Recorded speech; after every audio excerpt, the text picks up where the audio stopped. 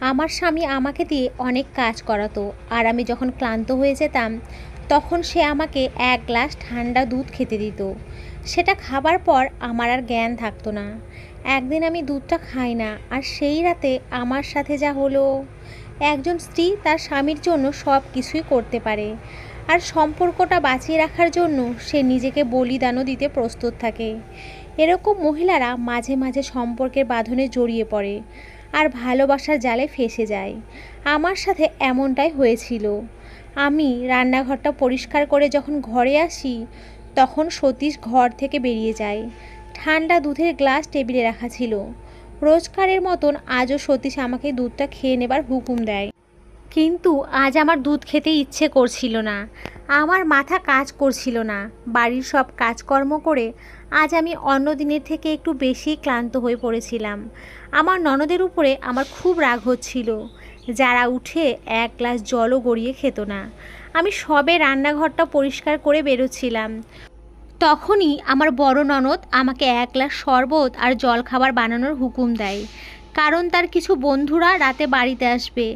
আমার কাজ শেষ করতে করতে 12টা বেজে যায়। আমি 12টার সময় ঘরে ঢুকি, আর তখন সতীশ ঘর থেকে বেরিয়ে যায়। আমি রেগে গিয়ে দুধের গ্লাসটা মাটিতে ফেলে ভেঙে ফেলি।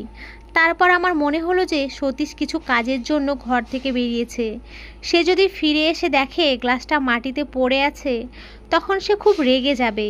তাই আমি সব কাচের টুকরোগুলো এক জায়গায় জড়ো করে তুলে ফেললাম, আর দুধটাও পরিষ্কার করে ফেললাম। সতীশ ঘরে আসার আগেই আমি পুরো ঘরটা পরিষ্কার করে বিছানায় শুয়ে পড়ি। আমি এই ব্যাপারটা লুকিয়ে রাখলাম যে আমি সেই রাতে দুধ খাইনি। সতীশ বলতো যে আমি সারাদিন অনেক কাজ করি, তাই রাতে আমার দুধ খাওয়া দরকার।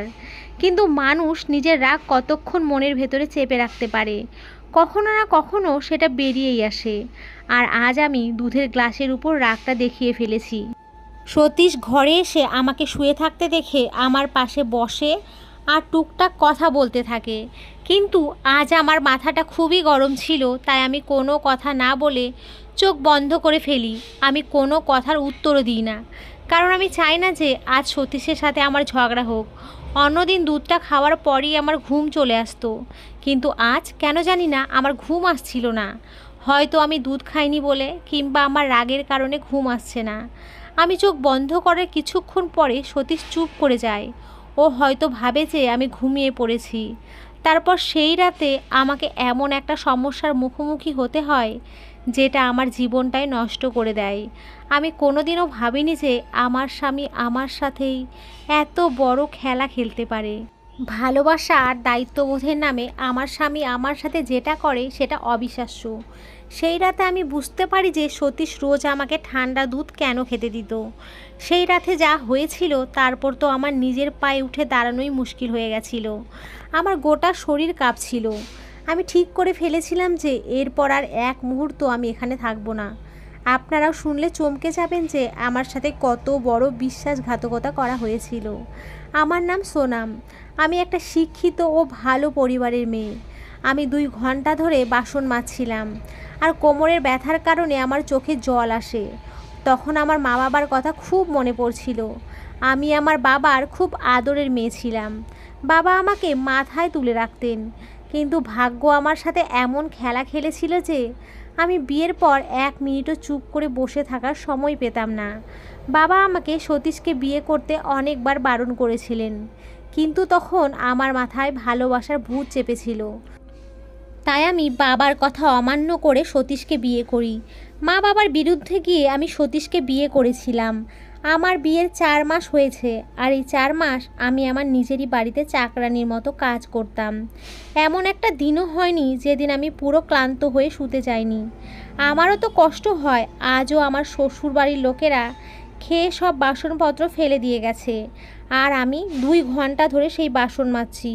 রান্নাঘরের সামনের ঘরটা থেকে আমার শাশুড়ি মায়ের কথা বলা আর হাসির শব্দ শোনা যাচ্ছিল। আমি জানি যে আমার 3 ননদ আমার শাশুড়ি মার সাথে বসে সিনেমা দেখছে, কিন্তু তাদের এইটুকু জ্ঞান নেই যে আমাকে সাহায্য করা দরকার। তারা মুখের কাছে খাবার পেয়ে যায়, যেটা খেয়ে তারা বাসন ফেলে রেখে দিয়ে যায়।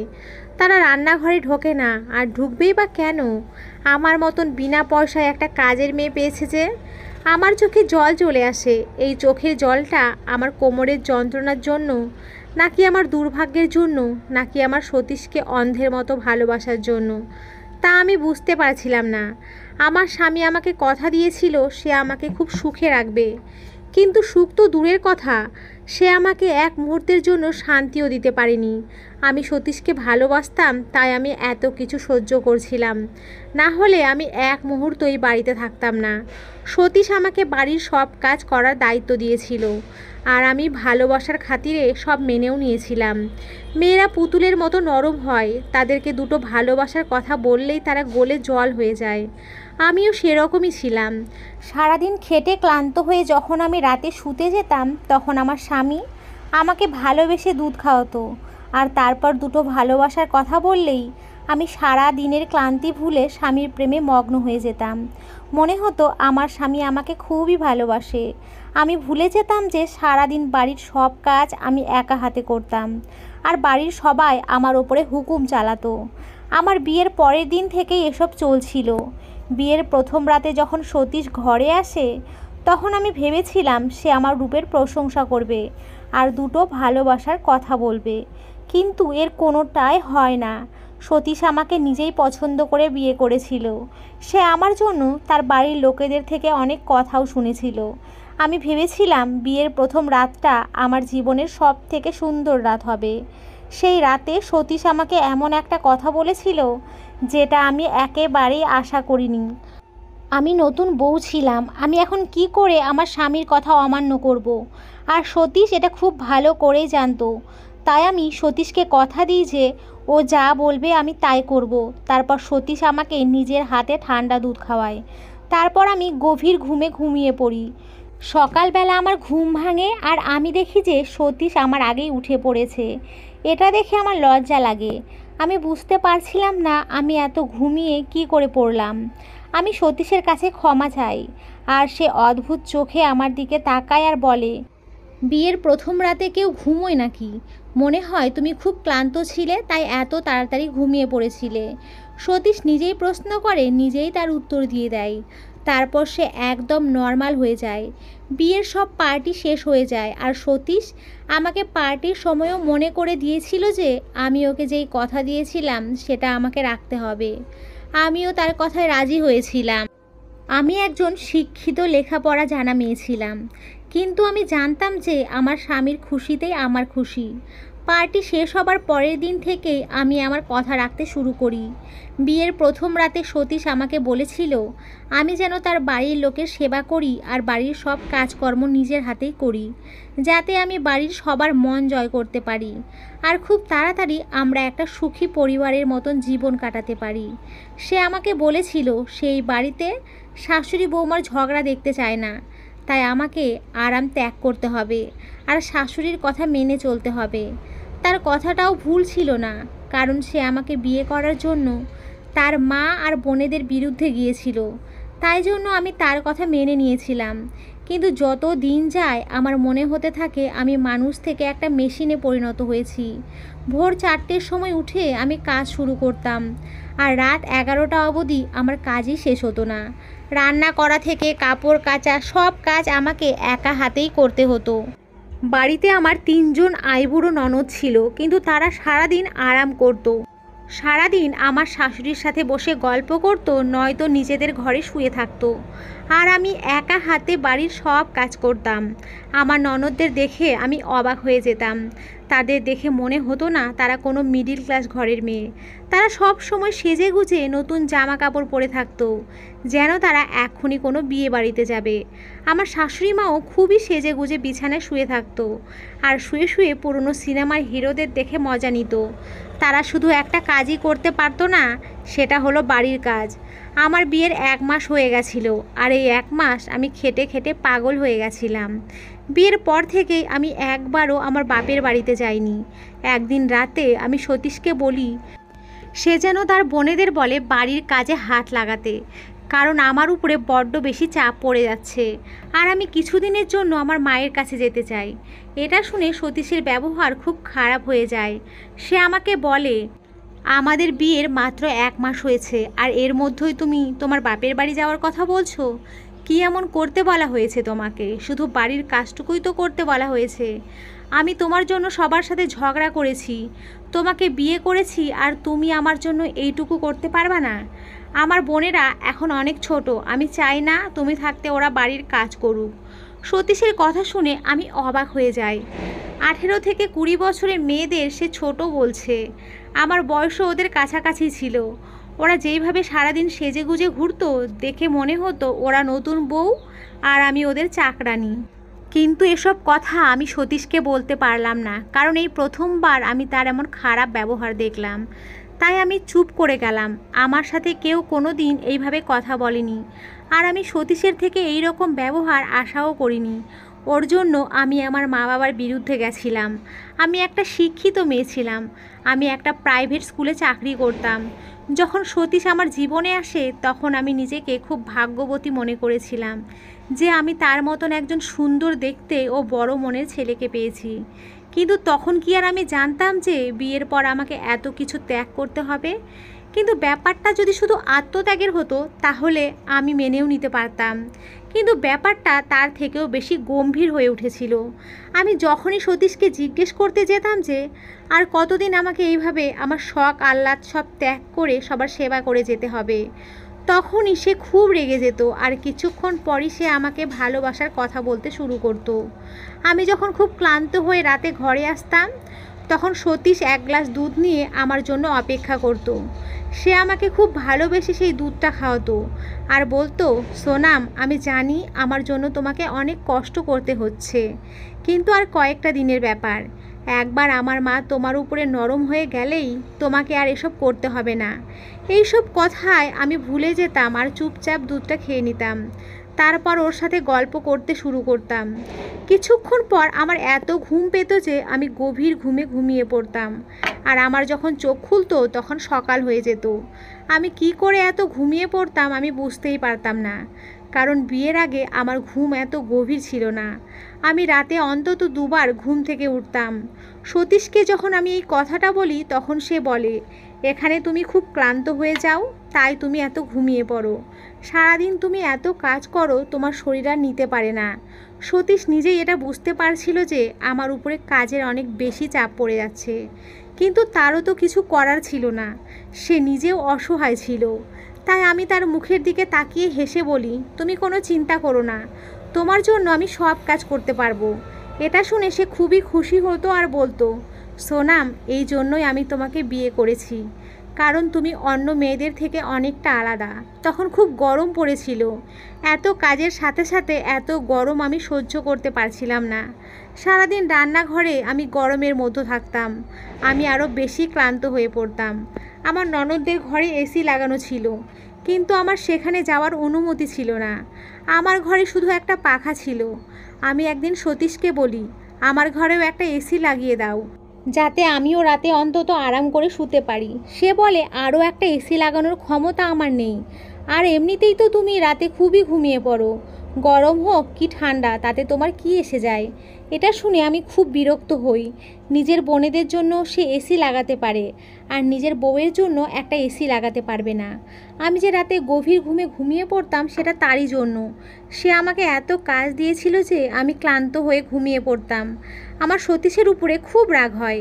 আমি ভাবতে থাকি যে বাবা ঠিকই বলেছিল, আমি প্রেমে অন্ধ হয়ে নিজের পায়ে নিজেই কুড়ুল মেরেছি। আমার অনেকবার বলার পরেও সতীশ আমার ঘরে একটা এসি লাগিয়ে দেয়নি, আর আমি এইভাবেই গরমে সারা দিন কাটাতে থাকি। একদিন রাতে যখন আমি সব কাজ শেষ করে ঘরে যাচ্ছিলাম তখন আমার ননদ আমাকে চায়ের সাথে সাথে আরও 1000টা জিনিস বানানোর হুকুম দেয়। এটা শুনে আমার খুব রাগ হয়। প্রথমে আমি ভাবলাম যে আমি না বলে দেব, কিন্তু তখন আমার সতীশের কথা মনে পড়ে যায় আর আমি কাজে লেগে পড়ি। আমার সারা শরীর ঘামে ভেজে গিয়েছিল।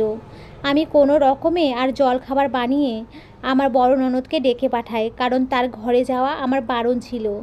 ঘরে এসে আমি আমার সব রাগ দুধের গ্লাসটার উপরে দেখাই।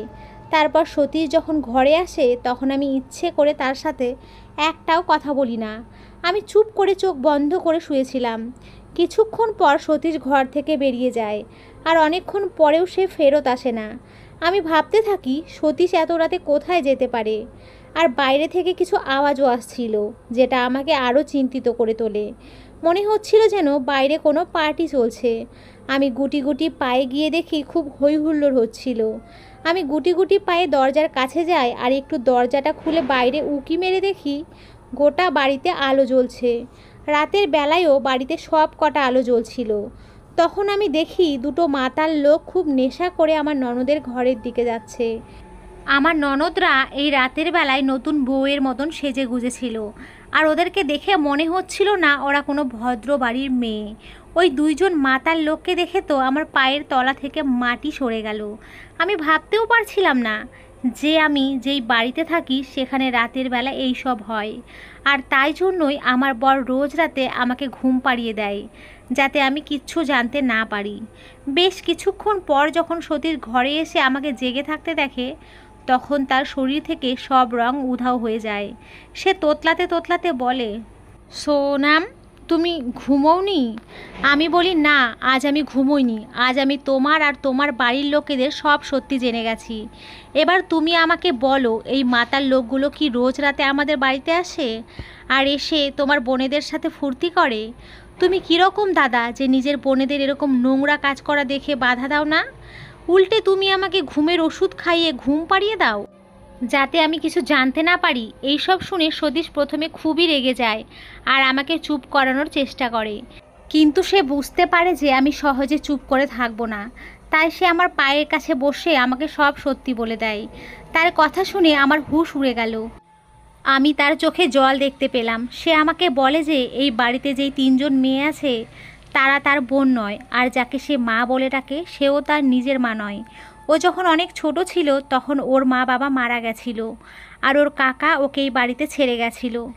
এটা একটা বিধবা মহিলার বাড়ি ছিল। সতীশ যাকে মা বলে ডাকে তিনি তার 3জন মেয়ের সাথে সাথে সতীশকেও বড় করে তুলেছিল। তিনি সতীশের একটা সুন্দর জীবন দিয়েছিল, কিন্তু সে তার নিজের পেশা ছাড়েনি, আর তার মেয়েদেরকেও সে তার পেশায় নিয়ে এসেছিল। সতীশ তার মাকে অনেক বুঝিয়েছিল সে যেন ওইসব কাজ ছেড়ে দেয়, কিন্তু তার মা বলেছিল যে সারা জীবন এই কাজই করেছে, আর এটা ছাড়া সে অন্য কিছু করতেও পারবে না। নিজের মেয়েদেরকেও সেই কাজে লাগিয়ে দিয়েছিল। আমি যাদেরকে আমার ননদ বলে মনে করতাম তারা সারা দিন আরাম করত আর রাতে খদ্দেরদের চাহিদা মেটাতো। সতীশ সারাটা জীবন এদের সাথেই কাটিয়েছে। তাই সে যখন আমাকে বিয়ে করে এনেছিল তখন তার ভয় হয়েছিল যে আমি যদি তার বাড়ির লোকের আসল চেহারাটা জানতে পারি তাহলে আমি হয়তো তাকে ছেড়ে চলে যাব। তাই সে আমাকে রোজ রাতে দুধের সাথে মিশিয়ে ঘুমের ওষুধ খাওয়াতো, আর সকালে সে আমাকে কাজে ব্যস্ত রাখতো, যাতে আমি এদিক ওদিক মন না দিতে পারি আর সত্যিটা কখনো আমার সামনে না আসে। সতীশ আমাকে কাঁদতে কাঁদতে বলে যে সে নিজের কষ্ট করে রোজগার করার টাকায় আমাকে খাওয়ায়, কিন্তু সে আমার সব ইচ্ছে পূরণ করতে পারবে না। তার ঘরে এসি লাগানোর ক্ষমতা নেই। তার মা আর বোনেরা নিজেদের টাকায় তাদের ঘরে এসি লাগিয়েছে, যেটা সতীশের কাছে অসৎ পথে রোজগার করা টাকা। সতীশ বলে তার মা তাকে বলেছিল যে তারা ছাড়া তার এই দুনিয়াতে কেউ নেই, তাই তাদেরকে ছেড়ে যাওয়া তার পক্ষে সম্ভব ছিল না, আর সে আমাকেও ছাড়তে পারেনি।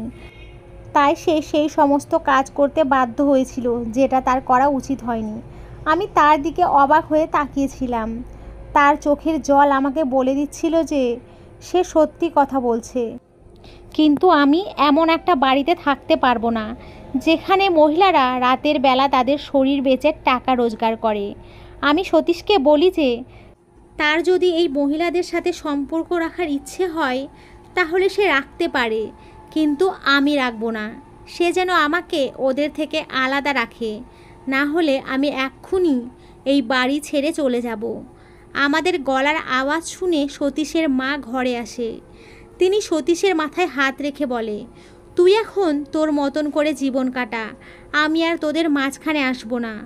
আমি আমার মেয়েদের সাথে এখানেই থাকবো, কারণ আমার সারা জীবন এই কাজ করে এসেছি, আর এখন আমরা চাইলেও এই কাজ ছাড়তে পারবো না। সতীশ তার মায়ের কথা মেনে নেয়। সে ভালোবাসার খাতিরে সেই বাড়ি ছেড়ে দেয়, কিন্তু আজও সে তার মা আর বোনেদের সাথে দেখা করতে যায়। সে বলে তারা তার কঠিন সময়ে তার পাশে ছিল, তাই সে তাদের কোনো দিনও ভুলতে পারবে না।